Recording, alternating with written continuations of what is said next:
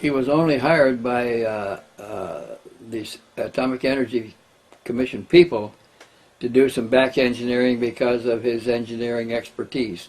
Others later, Huff and John Lear, went to where Bob Lazar lived in Los Alamos, and they got pictures of his house. They got a telephone book with his address at that house in it and his telephone number.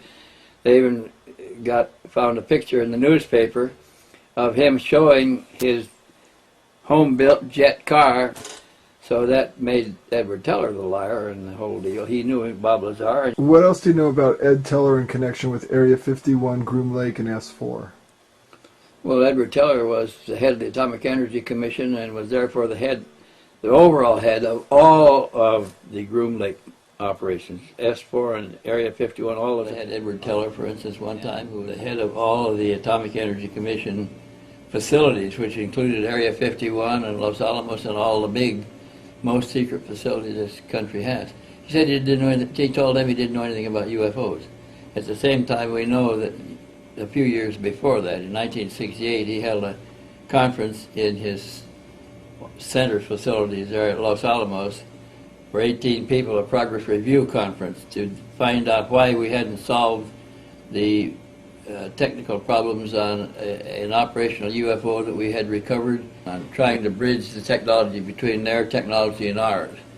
And from 54 to 68, they hadn't succeeded in making any real significant progress.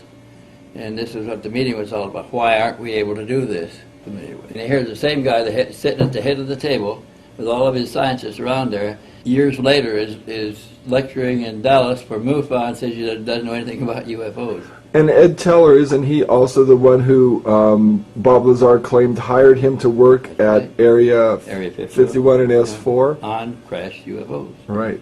But he doesn't know a thing. Said he didn't know anything about UFOs. And was Edward Teller involved in the program as far back as the initial beginnings of Project Red Light?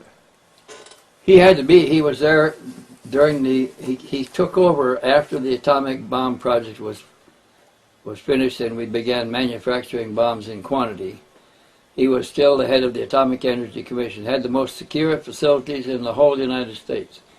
So that's why the crashed UFOs were taken to Atomic Energy Commission property, where they had super secret, secure facilities. The only other place that housed a lot of this stuff that was being recovered was the White Sands Missile Test Range, which was equally secure in the mountains behind the White Sands desert.